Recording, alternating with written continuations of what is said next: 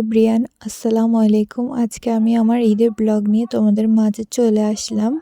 শুরুতেই জানাচ্ছি তোমাদের সবাইকে ঈদ মোবারক। ঈদের আগের রাতে আমি একটু নিজে নিজে মেহেদি লাগানোর চেষ্টা করলাম। আমি তেমন একটা মেহেদি লাগাতে পারি না, তবু একটু চেষ্টা করলাম। ঈদের দিন সকালে আমাদের নানা রকম খাবার রান্না করেছিল। সকাল সকাল ওগুলো খেয়ে আমি চলে গেলাম রেডি হতে। রেডি হওয়ার আগে আমি আমার সকল জামা কাপড় একসাথে এনে একটু ভিডিও করে নিয়েছিলাম। এটা হচ্ছে আমার ঈদের ফার্স্ট পিক। তোমরা তোমাদের ঈদের জামার কালার আমাকে বলে দিও। আর এই তো আমি রেডি হয়ে একদম চলে আসলাম। এখানে আমি একটু নিজের ভিডিও করে নিচ্ছিলাম। জানি না কেন এখানে আমার জামার কালারটা সুন্দর করে বোঝা যাচ্ছে না, তবে জামার কালারটা সরাসরি অনেক সুন্দর।